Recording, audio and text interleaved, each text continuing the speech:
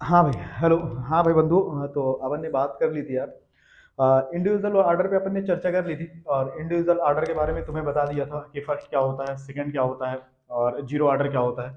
सब में फार्मूले अपन ने बता दिए थे। उस पर अपन क्वेश्चन पे भी करेंगे, क्वेश्चन पे भी आएंगे। लेकिन अभी अपन थोड़ा सा टॉपिक बचा है, कोलिजन थ्योरी के बारे में चर्चा कर लेते हैं, उसके बारे में बात कर लेते हैं। और आरएमए से एक कॉन्सेप्ट बचा है, उस पर दोनों पे चर्चा कर लेते हैं, और यहीं पे अपन चैप्टर द एंड हो जाएगा। और फिर उसके बाद अपन सेशन चलाएंगे न्यूमेरिकल वाला। तो इंडिविजुअल आर्डर के बारे में सारी की सारी कंप्लीट मैंने बातें आपको बता दी थी। Integrated rate equation first order में थोड़ा सा इंपॉर्टेंट था। ग्राफ राफ पे क्वेश्चन आते हैं, ग्राफ बना के दे दिए जाते हैं, और चार स्टेटमेंट नीचे लिख दिया जाता है, और आपसे कहा जाता है कि थोड़ा कमेंट करके बताइए इसमें से कौन सा स्टेटमेंट सही होगा, कौन सा गलत होगा। वो आपको बताना होता है यार। तो चलते हैं आगे की तरफ। और है और कुछ भी अभी पढ़ने के लिए। तो जो आज अपना टॉपिक है वो है कोलिजन थ्योरी यार। वो जो अपना टॉपिक है वो कोलिजन थ्योरी। आप कुछ टक्कर वक्कर की बात करेंगे, कुछ टक्कर और टकराव की बात करेंगे कोलिजन थ्योरी की। तो देखो, सबसे पहले बता दूं, ये जो थ्योरी एप्लीकेबल है ना यार, वो बाई मॉलिक्यूलर और जो थ्योरी दी गई थी ना, वो बाई मॉलिक्यूलर और गैसियस रिएक्शन के लिए। क्योंकि मॉलिक्यूल फ्री होंगे तो इधर उधर भागेंगे, तो फिर टकराएंगे, तो कोलिजन थ्योरी। देखो ये थ्योरी जो कहती है ना, वो थ्योरी ये कहती है कि बिना कोलिजन के कोई रिएक्शन पॉसिबल नहीं है। ये बिना कोलिजन के कोई रिएक्शन पॉसिबल नहीं है। और अप्लीकेबल कहाँ पे है, तो अप्लीकेबल ये हमारे पास गैसियस रिएक्शन और बाई मॉलिक्यूलर के लिए एप्लीकेबल है। तो अब कहा जाता है यार, हर एक कोलिजन क्या प्रोडक्ट में कन्वर्ट हो जाएगा क्या? जरूरी है कि जितने मॉलिक्यूल आपस में कोलाइड करें सारे के सारे प्रोडक्ट बना दे? तो सिर्फ और सिर्फ कोलिजन होना जरूरी नहीं है यार, कोलिजन इफेक्टिव होना चाहिए। तो फिर बात आती है सर, ये इफेक्टिव कोलिजन क्या है? तो कोलिजन होना चाहिए, साथ साथ में प्रॉपर ओरिएंटेशन होना चाहिए, और साथ साथ में सफिशिएंट अमाउंट में एनर्जी होनी चाहिए, जिसको अपन बोलते हैं एक्टिवेशन एनर्जी। तो अगर ये हमारे पास इफेक्टिव कोलिजन होता है ना, तो वो रिएक्टेंट हमारे पास प्रोडक्ट में कन्वर्ट होता है। तो सिर्फ कोलिजन ना हो यार, कोलिजन इफेक्टिव होना चाहिए। अगर कोलिजन इफेक्टिव होगा तो प्रोडक्ट में कन्वर्ट होगा, और अगर कोलिजन इफेक्टिव नहीं होगा तो नहीं होगा। जैसे मैं कहूँ कि 100 मॉलिक्यूल थे हमारे पास, 100 मॉलिक्यूल हमारे पास एक साथ कोलाइड कर रहे थे। एक यूनिट टाइम और यूनिट एरिया में जितने मॉलिक्यूल कोलाइड करते हैं उन्हीं को अपन का बोला जाता है कोलिजन फ्रीक्वेंसी। तो हमने कहा कि 100 मॉलिक्यूल आपस में कोलाइड कर रहे थे, ये हमारे पास क्या है, कोलिजन फ्रीक्वेंसी।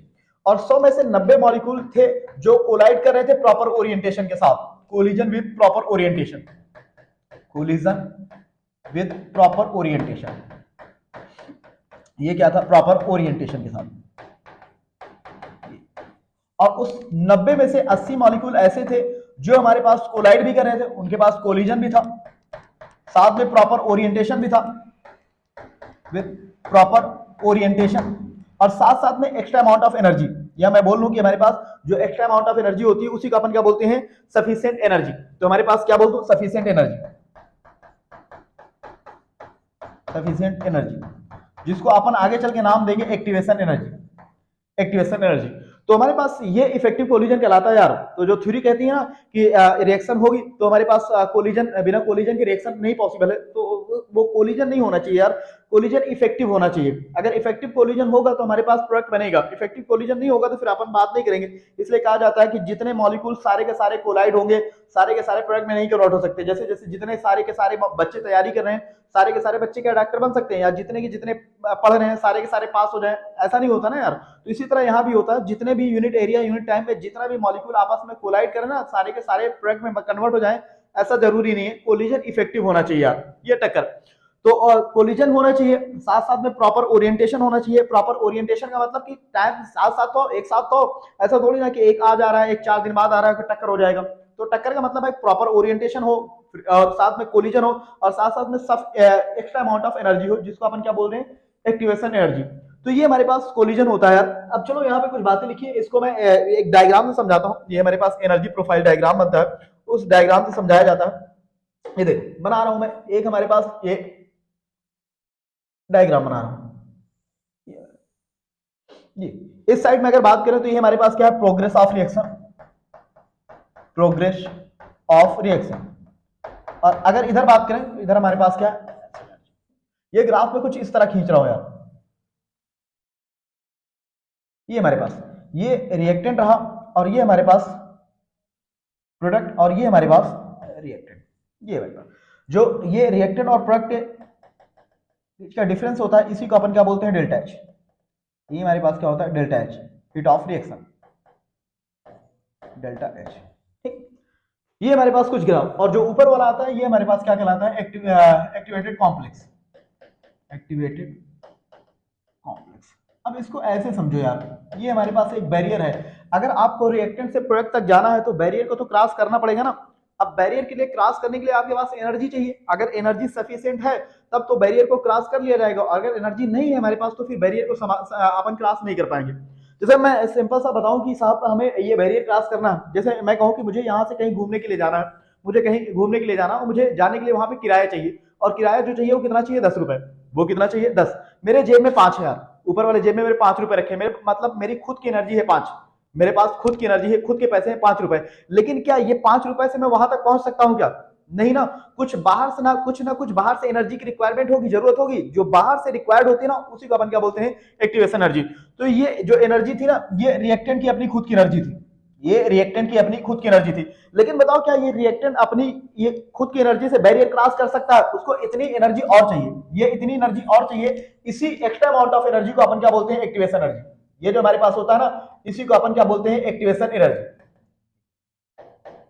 ये हमारे पास क्या होता है, एक्टिवेशन एनर्जी। तो जो extra amount of energy required होती है ना, उसी को अपन क्या बोलते हैं, एक्स्ट्रा रिएक्टेंट को, उसी को अपन क्या बोलते हैं, एक्टिवेशन एनर्जी। दूसरी एनर्जी और आती है यार, थ्रेशोल्ड एनर्जी, जो जीरो लेवल से बैरियर क्रॉस करने के लिए रिएक्टेंट को चाहिए होती है। जो जीरो लेवल से बैरियर क्रॉस करने के लिए रिएक्टेंट को चाहिए होती है, उसी को अपन क्या बोलते हैं, थ्रेशोल्ड एनर्जी। इस साइड में लिख रहा हूं, बीच में आ जाएगा यहां से। मैं एक मिनट भाई, मैं थोड़ा सा छाट कर दूं। ये हमारे पास, इसको इस साइड में लिख देते हैं। ये जो चेंज होगा, जो चेंज होता है, इसको अपन क्या बोलते हैं, delta H, heat of reaction. और ये हमारे पास यहाँ से लगा के यहाँ तक जीरो लेवल से जो एनर्जी रिक्वायर्ड होती है, उसी को अपन क्या बोलते हैं, थ्रेशोल्ड एनर्जी। तो तीन तरह की एनर्जी होती है। एक हमारे पास थ्रेशोल्ड एनर्जी होती है। थ्रेशोल्ड एनर्जी कहने का मतलब है वो एनर्जी जो रिएक्टेंट को रिक्वायर्ड होगी, कहां से, जीरो लेवल से बैरियर क्रॉस करने के लिए, उस एनर्जी को अपन क्या बोलेंगे, थ्रेशोल्ड एनर्जी। एक्टिवेशन एनर्जी का मतलब है वो एक्स्ट्रा अमाउंट ऑफ एनर्जी जो हमें रिक्वायर्ड होगी बैरियर क्रॉस करने के लिए, उसको क्या बोला जाएगा, एक्टिवेशन एनर्जी। जब दोनों एनर्जी को मिला देते हैं ना, एक्टिवेशन एनर्जी और रिएक्टेंट की एनर्जी, तो वही हमारे पास क्या होती है, थ्रेशोल्ड एनर्जी। ये हमारे पास क्या होती है, थ्रेशोल्ड एनर्जी। ये डेल्टा एच निकाला भी जाता है यार, डेल्टा एच को अपन बोलते हैं हीट ऑफ रिएक्शन। और ये हमारे पास क्या होता है, activation energy forward minus activation energy backward.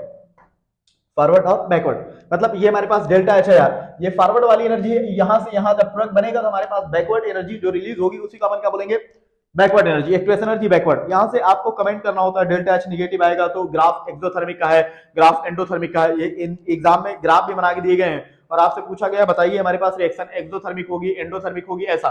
तो आप देख लो, ये हमारे पास डेल्टा एच निगेटिव आता है तो एक्सो बोलते हैं, और डेल्टा एच पॉजिटिव आता है तो एंडो बोलते हैं। चलो मैं इसी में बता देता हूं। जब आपने एनर्जी दी एक्स्ट्रा तो एनर्जी कितनी दी, इतनी। लेकिन जब एनर्जी रिलीज हुई तो एनर्जी रिलीज इतनी हुई, मतलब देने वाली कम है और रिलीज हुई वाली ज्यादा है। तो हमारे पास नेट क्या करोगे, कम माइनस ज्यादा, तो डेल्टा एच क्या आएगा, निगेटिव। इसका मतलब ये जो ग्राफ मैंने खींचा है ना, ये ग्राफ हमारे पास किसका है, एक्सोथर्मिक का। अगर इसी में ऐसा ग्राफ बना दूं यार, मैं ऐसा ग्राफ बना दूं, ये हमारे पास ग्राफ है, इसको ऐसे खींच दूं, ये ऐसे ग्राफ, तो देखो ये देने वाली एनर्जी हमारे पास क्या है, फॉरवर्ड ये इतनी, और बैकवर्ड हमारे पास कितनी, इतनी एनर्जी। तो क्या लिखोगे, फॉरवर्ड माइनस बैकवर्ड, ज्यादा माइनस कम, और ज्यादा माइनस कम करेंगे तो हमारे पास क्या आएगा, प्लस एंडोथर्मिक। तो ग्राफ देख के आपको पहचाना आना चाहिए कि ग्राफ देख के अपन समझ जाएंगे हमारे पास क्या होगा, एंडोथर्मिक रिएक्शन या एक्सोथर्मिक रिएक्शन। ऐसे ग्राफ बना के दिए जाते हैं तो आपको कमेंट करने बताना होता है। ये कुछ हमारे पास ग्राफ से अपन समझाते हैं कि हमारे पास किस तरह। अब आगे चलते हैं, कहा जाता है कि कौन कौन से ऐसे फैक्टर हैं जो एक्टिवेशन एनर्जी को अफेक्ट करेंगे। 2 पॉइंट क्लियर कर दिया हूं, थ्रेशोल्ड एनर्जी क्या है और एक्टिवेशन एनर्जी क्या है। थ्रेशोल्ड एनर्जी वो एनर्जी होती है जो रिएक्टेंट को रिक्वायर्ड होती है जीरो लेवल से बैरियर क्रॉस करने के लिए, और हमारे पास एक्टिवेशन एनर्जी क्या होती है, वो एक्स्ट्रा अमाउंट ऑफ एनर्जी जो रिक्वायर्ड होती है बैरियर क्रॉस करने के लिए। तो दोनों में डिफरेंस है यार, दोनों को देख लेना। ये हमारे पास, और जो डेल्टा एच आता है उसको क्या बोला जाता है, हीट ऑफ रिएक्शन। क्या होता है, एक्टिवेशन एनर्जी फॉरवर्ड की माइनस एक्टिवेशन एनर्जी बैकवर्ड की। चले, अब बात आती है कि कौन कौन से ऐसे फैक्टर है हमारे पास जो एक्टिवेशन एनर्जी को अफेक्ट करते हैं। तो सबसे पहले आता है नेचर ऑफ रिएक्टेंट। अगर अलग अलग रिएक्टेंट है ना यार, तो उसकी खुद की एनर्जी अलग अलग होगी। ये जो आपने रिएक्टेंट की एनर्जी लिखी थी ना, ये वाली, ये रिएक्टेंट की एनर्जी, ये खुद की, जो मैंने आपको कहा था, वो अपने भाषा में बोला था कि साहब मेरे पास 5 रुपए है। तो अब सोचो कि एक ही जगह हम 3 बंदे हैं खड़े, एक मेरे बगल में है, एक इधर है, एक ये दिख नहीं रहा, ये हमारे पास एक इधर और एक मैं। अब तीनों के पास अलग अलग एनर्जी होगी ना। मान लो मेरे पास 5 थे, इसके पास कितने थे, 2, और इसके पास हमारे पास कितने थे, 8। इसके पास 8 थे, इसके पास 2 थे, और मेरे पास 5 थे। सबको चाहिए हमारे पास कितना, 10। तो बताओ ये जिसके पास 2 था उसको कितनी एनर्जी रिक्वायर्ड है बाहर से, 8। मुझे कितने, 5, और जिसके पास 8 था उसको कितनी रिक्वायर्ड है, 2। तो ऐसा नहीं लग रहा है क्या अलग अलग रिएक्टेंट एक्टिवेशन एनर्जी अलग अलग। तो कहा जाता है नेचर ऑफ रिएक्टेंट की एक्टिवेशन एनर्जी डिपेंड करती है, अलग अलग रिएक्टेंट तो एक्टिवेशन एनर्जी अलग अलग। दूसरा फैक्टर हमारे पास जो आता है ना वो कैटलिस्ट, कैटलिस्ट को अगर हम ऐड डाल देते हैं ना कैटलिस्ट, तो कैटलिस्ट रिएक्शन को उस पाथ पे लेके चलता है जहां से हमारे पास रेट क्या हो जाए, फास्ट हो जाए। मतलब कैटलिस्ट कुछ नहीं करता यार, कैटलिस्ट जो होता है ना वो रिएक्शन के रेट को बढ़ा देता है। और कैसे बढ़ाता है, तो रिएक्शन को उस पाथ पे लेके चलता है जिससे एक्टिवेशन एनर्जी क्या हो जाए, सप्रेस हो जाए, कम हो जाए। जैसे मैं कहूं ये हमारे पास था, अगर मैं इसमें कैटलिस्ट डाल दूंगा तो रिएक्शन का कुछ पाथ ही ऐसा होगा, ये बताओ पहले जो बैरियर ये था ना, ये वाला बैरियर, अब वो हमारे पास ये बैरियर यहाँ पे आ गया। तो ऐसा नहीं लग रहा है क्या कि हमारे पास वो बैरियर जो था वो छोटी जो थी वो हमारे पास क्या होगी, छोटी हो गई। अब अगर छोटी हो जाएगी तो जो मॉलिक्यूल नहीं क्रॉस कर पा रहे थे वो भी मॉलिक्यूल क्रॉस करेंगे ना, इसका मतलब हमारे पास रेट क्या हो जाएगा, बढ़ जाएगा। ज्यादा रिएक्टेंट प्रोडक्ट में कन्वर्ट होंगे, रेट बढ़ जाएगा। तो ये जो कैटलिस्ट होता है ना, ये कैटलिस्ट रेट ऑफ रिएक्शन को बढ़ा देता है। और कैसे बढ़ाता है, तो एक्टिवेशन एनर्जी को सप्रेस कर देता है। वो रिएक्शन को उस पाथ पे लेके जाता है जिस पाथ पे चल के एक्टिवेशन एनर्जी क्या हो जाए, सप्रेस हो जाए, कम हो जाए। और अगर एक्टिवेशन एनर्जी कम हो जाएगी, वो बैरियर जो बैरियर बना था वो छोटा हो जाएगा, तो ज्यादा मॉलिक्यूल क्रॉस करके प्रोडक्ट में कन्वर्ट होगी, इसका मतलब रेट बढ़ जाएगा। तो पूछा गया ये भी क्वेश्चन है कि एक्टिवेशन एनर्जी क्या करता है, तो एक्टिवेशन एनर्जी सॉरी कैटलिस्ट, तो कैटलिस्ट एक्टिवेशन एनर्जी को डिक्रीज कर देता है, कम कर देता है। और अगर एक्टिवेशन एनर्जी को कम कर देगा तो फिर हमारे पास जो मॉलिक्यूल पहले प्रोडक्ट में नहीं कन्वर्ट हो पा रहे थे वो भी मॉलिक्यूल हमारे पास कन्वर्ट है। और ये तो तुम जानते हो यार, ये बचपन में एक गेम खेला जाता था, दो बंदे सामने सामने बैठ जाते थे और हाथ लगाते थे, और उस टाइम आगे एक फील्ड पूरी टीम होती थी, वो टीम आती थी, जंप करती थी, ऊपर से निकल जाती थी। तो जब बैरियर छोटा होता था तो सारे के सारे बंदे क्रॉस कर जाते थे, और जैसे जैसे बैरियर बड़ा होता जाता था कुछ ही बंदे थे जो क्रॉस कर पाते थे। तो वैसा ही कुछ यहाँ पे भी दिख रहा है कि बैरियर जितना बड़ा होगा रेट उतना कम होगा, कुछ ही मॉलिक्यूल होंगे जो बैरियर को क्रॉस करके कन्वर्ट हो पाएंगे प्रोडक्ट में। लेकिन अगर बैरियर हमारे पास छोटा हो गया, एक्टिवेशन एनर्जी कम हो गई, तो फिर हमारे पास ज्यादा मॉलिक्यूल कन्वर्ट हो जाएंगे प्रोडक्ट में। ये हमारे पास रेट होता है। कहा जाता है कि साहब जो कैटलिस्ट होता है ना वो हमारे पास डेल्टा एच पे, कैटलिस्ट से हमारे पास डेल्टा एच पे कोई फर्क नहीं पड़ता यार। अगर मैं बोलूं ना तो कैटलिस्ट से जो पाथ तो चेंज कर दे रहा है, रिएक्शन को उस पाथ पे लेके चलता है जहां से हमारे पास एक्टिवेशन एनर्जी का हो जाए, मिनिमाइज हो जाए, लेकिन इनिशियल और फाइनल स्टेट पे कोई फर्क नहीं पड़ता। अगर जैसे मैं कहूं कि हमारे पास इनिशियल पहले यही था, फाइनल हमारे पास यही था, अगर यहां से यहां पे मैं चलूं तो फिर से बताओ हमारे पास डेल्टा एच क्या होगा, इनिशियल ये और फाइनल ये। तो क्या डेल्टा एच में कोई फर्क पड़ा क्या यार, स्टेट फंक्शन पे कोई फर्क नहीं पड़ता। इसलिए याद रहे, दूसरा पॉइंट इंपॉर्टेंट है कि स्टेट फंक्शन में चेंज नहीं होता यार, डेल्टा एच जो था वही है, डेल्टा एच में कोई फर्क नहीं पड़ेगा। बस कैटलिस्ट ऐड करने पे हमारे पास क्या हो जाता है, तो रेट ऑफ रिएक्शन बढ़ जाता है। और वो इसलिए बढ़ जाता है कि हमारे पास जो पाथ होता है ना वो पाथ कुछ इस तरह रिएक्शन को इस पाथ पे लेके जाता है कैटलिस्ट, ताकि हमारे पास एक्टिवेशन एनर्जी कम हो जाए, ज्यादा रिएक्टेंट प्रोडक्ट में कन्वर्ट हो जाए। ये हमारे पास। अब आगे हमारे पास ये तो कोलिजन थ्योरी थी, और कोलिजन थ्योरी में एक पॉइंट और आता है, कहा जाता है कि टेम्परेचर बढ़ाने पे रेट ऑफ रिएक्शन बढ़ जाती है। तो ये भी पॉइंट सुन लेना, इसको भी मैं बोल दे रहा हूँ, इस पे भी क्वेश्चन है। तो टेम्परेचर बढ़ाने पे रेट ऑफ रिएक्शन बढ़ जाता है, तो बच्चों को ख्याल आता है कि साहब टेम्परेचर बढ़ाने पे फिर ऐसा ही होता होगा कि टेम्परेचर बढ़ाएंगे तो एक्टिवेशन एनर्जी कम हो जाएगी। तो एक्टिवेशन एनर्जी पे कोई फर्क नहीं पड़ता यार, अगर आप टेम्परेचर बढ़ाओगे ना तो मॉलिक्यूल है उनके बीच की काइनेटिक एनर्जी बढ़ेगी, और अगर काइनेटिक एनर्जी बढ़ेगी तो मॉलिक्यूल इधर उधर मूव करेगा, और जब मॉलिक्यूल इधर उधर मूव करेगा तो कोलाइड करेगा, और अगर कोलिजन बढ़ेगा तो चांस ऑफ इफेक्टिव कोलिजन से भी बढ़ेगा, इसलिए रेट बढ़ जाता है। तो टेम्परेचर बढ़ाने पे रेट बढ़ जाता है, और रेट बढ़ने का रीजन वो हमारे पास क्या है, इफेक्टिव कोलिजन। और यहाँ पे कैटलिस्ट में रेट बढ़ने का रीजन क्या है, एक्टिवेशन एनर्जी का डिक्रीज होना। तो दोनों में डिफरेंस है यार, दोनों अलग अलग रखना, एक साथ मर्ज ना करना कि कैटलिस्ट रेट बढ़ रहा है तो दोनों एक ही रीजन होगा, नहीं, कैटलिस्ट डालने पे कुछ अलग और टेम्परेचर बढ़ाने पे इफेक्टिव कोलिजन बढ़ जाता है, इसलिए रेट बढ़ जाता है। तो यहां तक आते हैं, और उसके बाद कहा जाता है कि साहब अगर टेम्परेचर बढ़ाने पे रेट बढ़ता है, अगर रेट ऑफ रिएक्शन बढ़ जाता है तो फिर कितना बढ़ता है, कितना बढ़ता है उसको समझाने के लिए बात यही होती है ना कि अगर टेम्परेचर बढ़ाने पे आप कह रहे हो रेट बढ़ता है तो फिर कितना बढ़ता है, बात यहां तक पहुंचाती है। तो अगर यहां पे आती है तो इसके लिए मैं एक ग्राफ बनाते हैं अपन, और वो ग्राफ हमारे पास क्या है, ये कुछ एनर्जी लिखी है, उनके बारे में देख लेना। थ्रेशोल्ड एनर्जी बता चुका हूं आपको, एक्टिवेशन एनर्जी बता चुका हूं, एनर्जी प्रोफाइल डायग्राम ये खींच दिया है, और एक्सोथर्मिक के ग्राफ क्या बनेगा, एंडो में क्या बनेगा वो भी बता चुका हूं। अब आगे चलते हैं, अपन बात करते हैं, ये देखो लिखा है, पॉइंट लिखा है, पहला फैक्टर अफेक्टिंग एक्टिवेशन एनर्जी, पहला लिखा है नेचर ऑफ रिएक्टेंट, दूसरा लिखा है कैटलिस्ट। हाँ, अब एक बात और क्लियर कर लेना यार, जब भी आपसे कैटलिस्ट बोला जाए ना आपको पॉजिटिव कैटलिस्ट लेते चलना है। वो जब आपको नेगेटिव कैटलिस्ट बोलना होगा ना तो इनहिबिटर करके नाम बोलेगा कि बताओ इनहिबिटर, इनहिबिटर का मतलब है कि वो जो एक्टिवेशन एनर्जी को बढ़ा देगा, रेट हमारे पास क्या हो जाएगा, स्लो हो जाएगी। तो कैटलिस्ट का मतलब हमारे पास क्या है, पॉजिटिव कैटलिस्ट, कुछ बोले या ना बोले आपको कैटलिस्ट बोल देगा तो आपको समझना है पॉजिटिव कैटलिस्ट की बात की जा रही है, ये कैटलिस्ट पॉजिटिव ही होते हैं। अब उसके बाद ये 2-3 पॉइंट लिखा है यार, इसको देखना, catalyst can change path of reaction but not change initial and final state, so the value of state function will not change. वो जो लास्ट में पॉइंट आपसे बोला था ना, वो पॉइंट यही है कि अगर आप क्या कर देते हो अगर आप कैटलिस्ट ऐड कर देते हो तो कैटलिस्ट पाथ तो चेंज कर देता है लेकिन इनिशियल और फाइनल स्टेट को चेंज नहीं करता, इसलिए हमारे पास डेल्टा एच में कोई फर्क नहीं पड़ता, स्टेट फंक्शन में कोई चेंज नहीं पड़ता। ये हमारे पास कुछ बातें यहां थी कोलिजन थ्योरी। आगे चलते हैं, कोलिजन थ्योरी के आगे हमारे पास दूसरा पॉइंट ये लिखा है, on increasing temperature rate of reaction increases due to increase in effective collision but there will be no effect on activation energy. वो दूसरा पॉइंट जो आपसे बोला था कि साहब अगर आप टेम्परेचर को बढ़ा दोगे तो रेट ऑफ रिएक्शन बढ़ जाएगा, और रेट ऑफ रिएक्शन बढ़ क्यों जाता है, क्योंकि इफेक्टिव कोलिजन बढ़ जाता है, इसलिए रेट ऑफ रिएक्शन बढ़ जाता है। तो फिर बात आती है कि सर अगर टेम्परेचर बढ़ाने पे रेट ऑफ रिएक्शन बढ़ रहा है तो कितना बढ़ रहा है, तो उसके लिए एक कर्व बताया जाता है, और वो कर्व हमारे पास क्या है, मैक्सवेल डिसोसिएशन कर्व। मैं निकालने का तरीका बता दूं, क्योंकि होता है ना कि टेम्परेचर अगर मैं 10 डिग्री से बढ़ाता हूं तो कहा जाता है रेट 2 से 3 गुना बढ़ जाती है। जैसे जैसे टेम्परेचर 10 डिग्री सेल्सियस से बढ़ाओगे रेट 2 से 3 गुना बढ़ जाएगी। उसको एक ग्राफ से समझाया जाता है, वो ग्राफ हमारे पास क्या है, मैक्सवेल डिसोसिएशन कर्व। ये ग्राफ जो खींचा जाता है ना यार, वो fraction of molecule, fraction of molecule कहने का मतलब वो मॉलिक्यूल जिनके पास एनर्जी एक्टिवेशन एनर्जी के बराबर है या उससे ज्यादा है, क्योंकि वही तो प्रोडक्ट बनाएंगे। आपने कहा था ना बैरियर क्रॉस करने के लिए आपके पास एनर्जी कितनी होनी चाहिए, एक्टिवेशन एनर्जी के बराबर या उससे ज्यादा उतनी होनी चाहिए, तभी तो बैरियर क्रॉस करोगे। तो हमारे पास एक तरफ हमारे पास जो लिखता हूं वो हमारे पास लिखता हूं number of molecule, fraction of molecule, fraction of molecule,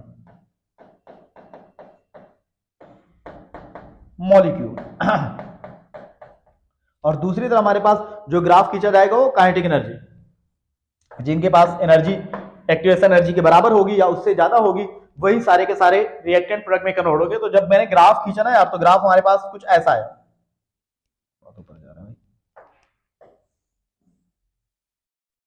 graph जो बनता है ना वो ग्राफ कुछ ऐसा बनता है, ये हमारे पास ये, और ये हमारे पास वो मॉलिक्यूल होते हैं। ये मैं एक ले रहा हूं यार, ये एक मैं एरिया ले रहा हूं और ये कह रहा हूं कि ये वही मॉलिक्यूल थे जिनके पास एनर्जी एक्टिवेशन एनर्जी के बराबर थी या उससे ज्यादा थी। मैंने कहा साहब ये वही मॉलिक्यूल है जो हमारे पास क्या चल के आगे प्रोडक्ट बनाएंगे, जो हमारे पास कोलाइड करके आगे चल के प्रोडक्ट बनाएंगे। इसको ऐसे समझो, मैंने कहा साहब मैं क्लास पढ़ा रहा था और क्लास में हमारे पास बच्चे थे, 50 बच्चे पढ़ रहे थे, और 50 बच्चे में मैंने चैप्टर पढ़ाया और खत्म करने के बाद मैंने टेस्ट लिया, और जब मैंने टेस्ट लिया ना यार तो देखा उसमें से 5 बच्चे ऐसे थे जिनके नंबर 550 या 600 आ रहे थे। मैंने कहा कि साहब ये वही बच्चे हैं जिनकी एनर्जी हमारे पास एक्टिवेशन एनर्जी के बराबर है या उससे ज्यादा है, मतलब यही आगे चल के डॉक्टर बनेंगे, यही आगे चल के डॉक्टर बनेंगे, क्योंकि इन्हीं की एनर्जी एक्टिवेशन एनर्जी के बराबर है या उससे ज्यादा है। ये हमारे पास वो, तो वही यहां पे भी बोल रहा हूं कि साहब मैंने जब देखा ना तो ये हमारे पास एरिया ऐसे मिले, इस एरिया के अंदर जितने भी मॉलिक्यूल थे उनके पास जो एनर्जी थी ना वो एनर्जी हमारे पास कितनी थी, एक्टिवेशन एनर्जी के बराबर या उससे ज्यादा। मैंने कहा साहब ये एरिया जो है ए बी सी डी, ये एरिया जो है हमारे पास ए बी सी डी, मैंने कहा ये जो एरिया वाले मॉलिक्यूल हैं इन्हीं के पास एनर्जी सफिशिएंट एनर्जी है, यही मॉलिक्यूल आगे चल के प्रोडक्ट बनाएंगे, यही बच्चे आगे चल के डॉक्टर बनेंगे, क्योंकि इन्हीं के पास एनर्जी एक्टिवेशन एनर्जी के बराबर है या उससे ज्यादा है। लेकिन मुझे दूसरे दिन आया मैं क्लास में, और क्लास में आने के बाद मैं फिर से खड़ा हुआ और बच्चों को मैंने मोटिवेट किया, और जब मोटिवेट करने के बाद फिर से ग्राफ खींचा ना तो ये ग्राफ हमारे पास कुछ ऐसा बन के आया, ग्राफ हमारे पास कुछ बन के आया। जब मैं फिर से यहां से एरिया लिया ना तो अब देखा कि जो एरिया पहले था, वो जो एरिया पहले था, अब जो एरिया बन के आ रहा था ना उससे हमारे पास कितना आया, 2 से 3 गुना। मतलब अब इतने मॉलिक्यूल हमारे पास ऐसे हैं जो हमारे पास प्रोडक्ट बनाने के लिए तैयार हैं। अब हमारे पास वो बच्चे जो पहले 5 हुआ करते थे, अब वो बच्चे 10 से 15 हो गए जिनका हमारे पास वो 520 या 550 या 600 नंबर आ रहा था। मैंने कहा था अब ये बच्चे आगे चल के प्रोडक्ट बनाएंगे, ये बच्चे आगे चल के मेडिकल कॉलेज में पहुंचेंगे। तो आपको नहीं लग रहा है कि हमारे पास जब एरिया देखा, हमने कंपेयर किया, तो हमारे पास ये एरिया है, ये वाला एरिया। तो जब हमने दोनों को कंपेयर किया ना यार, तो हमने देखा कि साहब जैसे हमने ये जो ग्राफ खींचा तो हमने किस पे खींचा था, T डिग्री सेल्सियस टेम्परेचर पे, और ये जो ग्राफ खींचा था T प्लस 10 डिग्री सेल्सियस। मतलब मेरे कहने का है कि जैसे मैंने 10 डिग्री सेल्सियस टेम्परेचर को बढ़ाया, मैंने देखा कि ये ग्राफ हमारे पास जो है कुछ इस तरह आया, मतलब हमारे पास रेट 2 से एरिया 2 से 3 गुना बढ़ गया। और इसी को रिलेट करके मैंने बोल दिया कि साहब ऐसा नहीं लग रहा है कि जैसे जैसे मैं टेम्परेचर को 10 डिग्री से बढ़ाऊंगा तो रेट कांस्टेंट हमारे पास 2 से 3 गुना बढ़ जाएगा। अगर रेट कांस्टेंट 2 से 3 गुना बढ़ जाएगा तो रेट भी हमारे पास क्या होगा, 2 से 3 गुना बढ़ जाएगा। इसी को टेम्परेचर कोफिशिएंट के साथ रिलेट करके निकालता हूं। मैं ज्यादा इस पे बात नहीं कर रहा हूं, मैं डायरेक्ट आपको बता रहा हूं कि कैसे निकाला जाता है क्वेश्चन। तो अपन इसको लिखते हैं, ठीक है, ये देखो टेम्परेचर कोफिशिएंट, या तो आप ऐसे रिलेट करो कि साहब 10 डिग्री टेम्परेचर बढ़ाता जाऊंगा, जो हमारे पास रेट होगा 2 से 3 गुना बढ़ता जाऊंगा, ऐसे ऐसे घसीटते चलो आगे, या तो मैं फार्मूला दे रहा हूं टेम्परेचर कोफिशिएंट। अब इसको बोलते हैं, ये देखो अगर मैं म्यू निकालूं तो हमारे पास बाद वाला टेम्परेचर हमारे पास, उसको मैं बोल रहा हूं कितना, T2। वो हमारे पास जो टेम्परेचर है वो कितना है, ये इसको मैं लिख देता हूं यार, ये जो हमारे पास बाद वाला टेम्परेचर वो कितना है, 10 डिग्री से बढ़ा दिए हो तो जो भी हमारे पास रहा हो, ये हमारे पास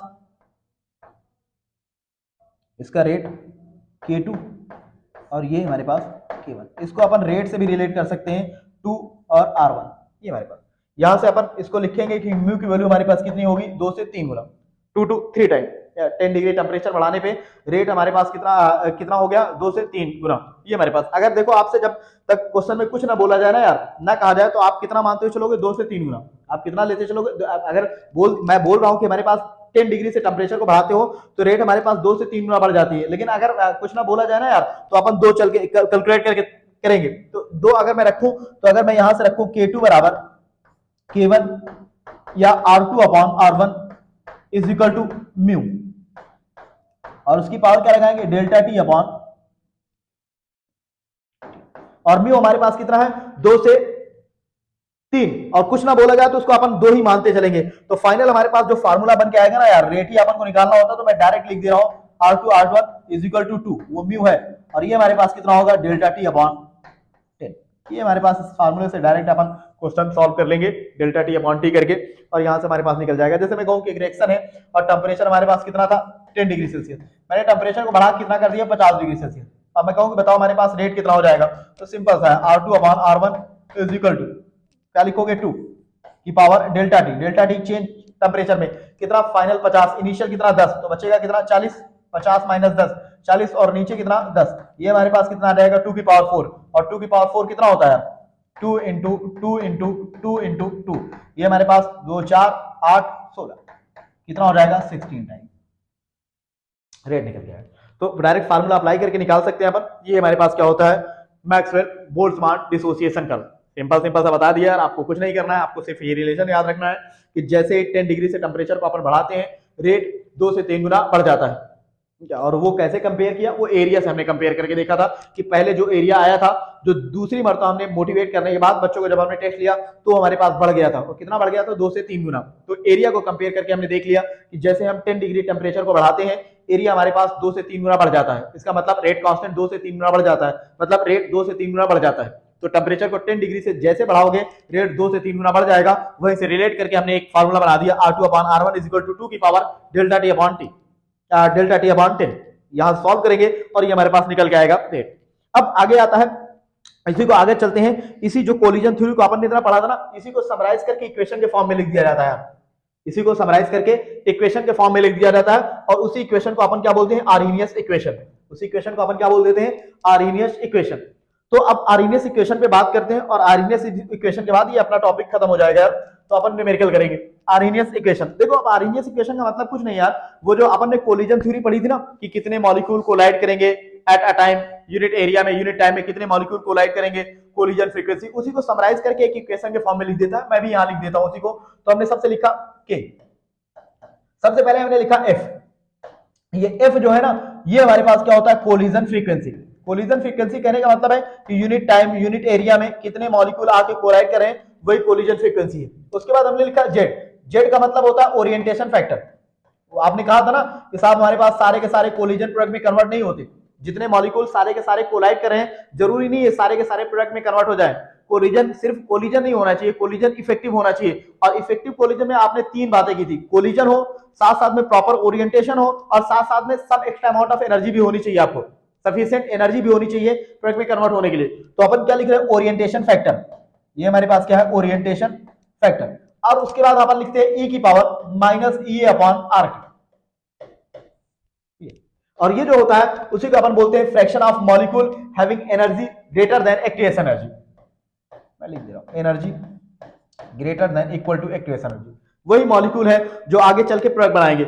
इसी को थोड़ा सा और समराइज किया जाता है और उसके बाद ये दोनों को पकड़ के एफ और जेड को पकड़ के एक कांस्टेंट लिख दे रहा हूं जिसको बोल रहा हूं आर्हेनियस कांस्टेंट, और ये हमारे पास आगे इधर क्या बचा, ई की पावर ई अपॉन आर टी। इसी इक्वेशन को अपन बोलते हैं आर्हेनियस इक्वेशन।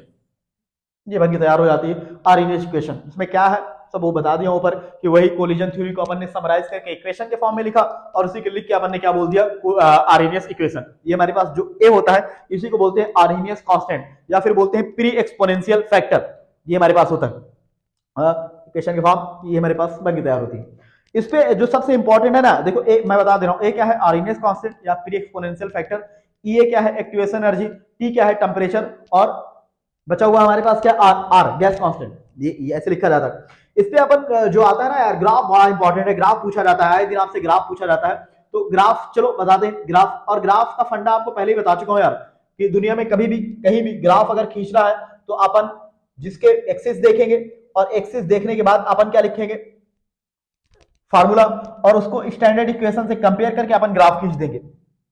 उसको स्टैंडर्ड इक्वेशन से अपन कंपेयर करके क्या कर देंगे ग्राफ खींच देंगे। तो मैं भी आज ग्राफ खींचने चल रहा हूं, और ग्राफ कैसे खींचूंगा तो इक्वेशन देखो, इक्वेशन को मैं लिख रहा हूं, ये हमारे पास जो इक्वेशन बनी है इस इक्वेशन को थोड़ा सा देखना फिर अपन ग्राफ पे आ जाते हैं। ये हमारे पास जो इक्वेशन बनी ना, इस इक्वेशन में दोनों साइड लॉगरिथम लेते हैं, इस तरफ भी लिख देते हैं ln k is equal to ln a, और a मल्टीप्लाई में है, और जब मल्टीप्लाई होते हैं तो लॉग एडिशन में आता है, log x इंटू वाई क्या होता है log x plus log y, तो अपन क्या लिखेंगे प्लस ln e की power minus e upon R T, ये होगा।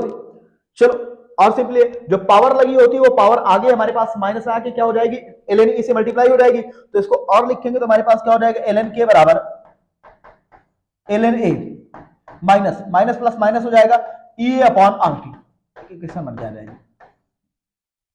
ये हमारे पास इक्वेशन बन के आ गई ln k is equal to ln a minus e upon R T, और जो log e था वो हमारे पास किसके बराबर 1 के बराबर, ये हमारे पास इक्वेशन बन के आ गई। अब आपसे ग्राफ पूछा जाता है यार, इसमें कहा जाता है कि ln k versus 1 upon t के बीच का ग्राफ खींचो और ग्राफ कैसा आएगा, और उसके बेसिस पे एक्टिवेशन एनर्जी भी आपसे पूछी जाती है। तो चलो मैं एक तरफ लिखता हूं, ये हमारे पास रहा ln k और इधर रहा 1 अपॉन t के बीच का ग्राफ। इक्वेशन तुम्हारे सामने लिखी है, इक्वेशन तुमने बनाया, ये रहा ln k बराबर ln a minus e upon r into T into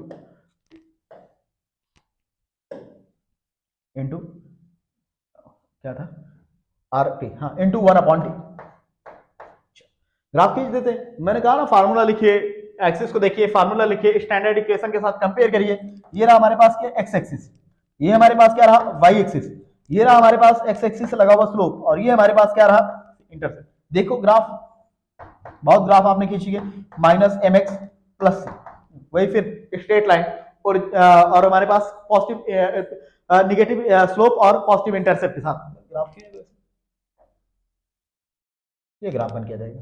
ये हमारे पास ln, और ये बहुत पूछा गया है यार एग्जाम में, देखने को आपको अक्सर मिल ही जाता है कि साहब ग्राफ कैसा बनेगा, उस पे एक्टिवेशन एनर्जी कितनी होगी, स्लोप दे दिया जाता है, और स्लोप देके एक्टिवेशन एनर्जी पूछा जाता है। ये तो स्लोप याद रहे कि स्लोप हमारे पास क्या है, तो स्लोप हमारे पास यही निकल के आया है माइनस e अपॉन आर।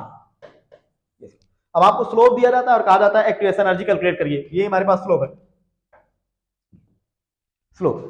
तो ये हमारे पास खींच के तैयार किया जाता है और इस ग्राफ बन के तैयार होता है, और एक्टिवेशन एनर्जी पे कैलकुलेट कराई जाती है। आए दिन देखने को आपको क्वेश्चन मिलता है कि स्लोप इतना है, बताइए एक्टिवेशन एनर्जी क्या होगी। तो जब भी स्लोप देके एक्टिवेशन एनर्जी पूछेगा आप रख दो slope is equal to E upon R. R की वैल्यू आपको पता है कि आर की वैल्यू हमारे पास कितना होता है 8.13, ये हमारे पास रख देंगे आर की वैल्यू, और वहां से कैलकुलेट कर लेंगे, और कैलकुलेट करने के बाद हमारे पास क्या निकल के आ जाएगा 8.31। ये हमारे पास आर की वैल्यू रखेंगे, और आर की वैल्यू रख के हमारे पास एक्टिवेशन एनर्जी कैलकुलेट कर लेंगे यहाँ से। तो आए दिन स्लोप के बेसिस पे आपसे एक्टिवेशन एनर्जी।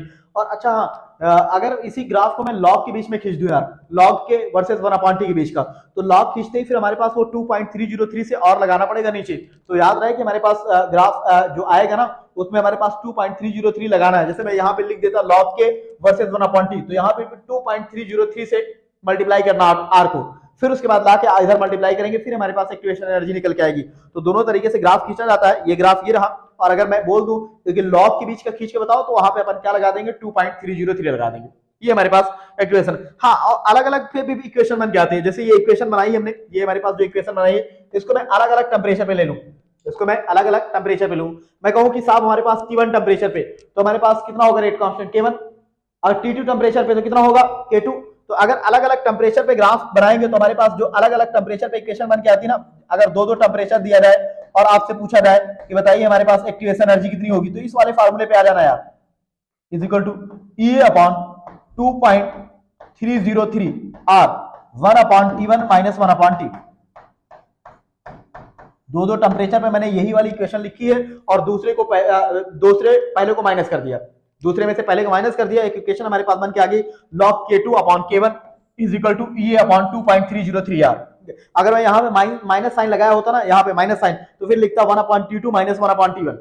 ये माइनस साइन हटा दिया इसलिए लिख दिया 1 upon T1 minus 1 upon T2। तो ये फार्मूला देख के आपसे पूछा गया है तो इसमें से कौन सा फार्मूला सही होगा। तो ये हमारे पास एक्टिवेशन एनर्जी का फार्मूला है, सॉरी एक्टिवेशन एनर्जी जहां से आपसे कैलकुलेट करवाना होता है तो एक्टिवेशन एनर्जी कैलकुलेट करके तैयार करते हैं। तो यहां तक मैंने सारी की सारी बातें बता दी, ठीक है, और अपन ने फार्मूला पूरा का पूरा रिवाइज कर लिया है। अब ये पूरा का पूरा अपना केमिकल काइनेटिक्स मैंने कवर कर लिया है। कोलिजन थ्योरी आपको पढ़ा दी। ये कोलिजन थ्योरी क्या है, सारे के सारे कोलिजन, वो कहा जाता है कि अगर प्रोडक्ट बन रहा है तो बिना कोलिजन के प्रोडक्ट नहीं बन सकता, केमिकल रिएक्शन हो रही तो। लेकिन अगर मैं बात करूं तो सारे के सारे कोलिजन प्रोडक्ट नहीं कन्वर्ट हो जाते, सारे के सारे जितने भी कोलिजन हो रहे हैं सारे के सारे कोलिजन प्रोडक्ट में कन्वर्ट नहीं होते। उसके लिए हमारे पास कोलिजन ही जरूरी नहीं है, कोलिजन इफेक्टिव होना चाहिए, ये बातें मैंने बता दी। और इफेक्टिव कोलिजन के लिए हमारे पास क्या होनी चाहिए, कोलिजन हो, यूनिट एरिया यूनिट टाइम में इतने मॉलिक्यूल आपस में आकर कोलाइड करें, और कोलाइड करने के बाद फिर हमारे पास दूसरा पॉइंट कि साथ प्रॉपर ओरिएंटेशन होना चाहिए, और तीसरा पॉइंट सफिशिएंट एनर्जी होनी चाहिए। मतलब जो एनर्जी खुद की है हमारे पास, जो बाहर से एनर्जी रिक्वायर्ड होगी उसको अपन ने बोला था एक्टिवेशन एनर्जी, और जो जीरो लेवल से बैरियर क्रॉस करने के लिए एनर्जी चाहिए उसको अपन ने बोला था थ्रेशोल्ड एनर्जी। तो ये कुछ एनर्जी थी जिनके बारे में अपन ने बात कर लिया। उसके बाद अपन ने ये भी बात बोला कि टेम्परेचर बढ़ाने पे रेट ऑफ रिएक्शन बढ़ जाता है। वो कैसे बढ़ता है, तो मैंने कहा यार अगर टेम्परेचर बढ़ाओगे तो कोलिजन बढ़ेगा, तो चांस ऑफ इफेक्टिव कोलिजन भी बढ़ जाएगा, तो रेट ऑफ रिएक्शन भी बढ़ जाएगा।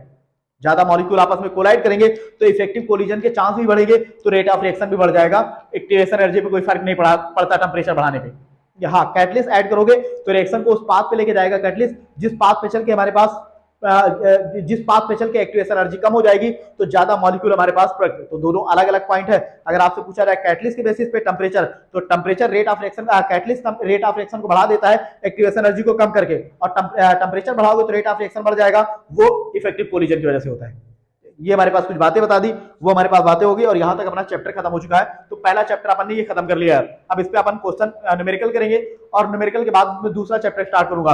मैं बता रहा हूं कि टाइम बहुत कम है, अपन जल्दी जल्दी करेंगे ताकि सारे के सारे फिजिकल केमिस्ट्री ऑर्गेनिक इनऑर्गेनिक के सारे टॉपिक कवर कर लिए जाए, और उस पर प्रॉपर अपन क्वेश्चन भी कर लिया जाए, सारे के सारे जितने पीवाईक्यू आए हैं। तो दूसरा टॉपिक अपन जो लेके आएंगे वो एटॉमिक स्ट्रक्चर का होगा। उस पर अपन एक ही सूट में अपन पूरी, ये तो अपन 2-3 वीडियो बन गई है, लेकिन अब कोशिश यही रहेगी मैक्सिमम 1 से 2 वीडियो में अपन सबको दे दिया जाएगा, एक एक चीज आपको पढ़ा भी दिया जाएगा, और आपके न्यूमेरिकल भी करवा दिए जाएंगे। तो तब तक के लिए चलो नेक्स्ट वीडियो में अपन मिलते हैं न्यूमेरिकल के साथ, और जितने भी न्यूमेरिकल आए होंगे तुम्हारे एग्जाम में, जो अलग अलग न्यूमेरिकल होंगे, जितने पॉसिबल होंगे, मैं सारे के सारे न्यूमेरिकल यहाँ पे करा दूंगा। बाकी आपको प्रैक्टिस करते रहना, ठीक है। चलो बेस्ट ऑफ लक, मिलते हैं, थैंक यू।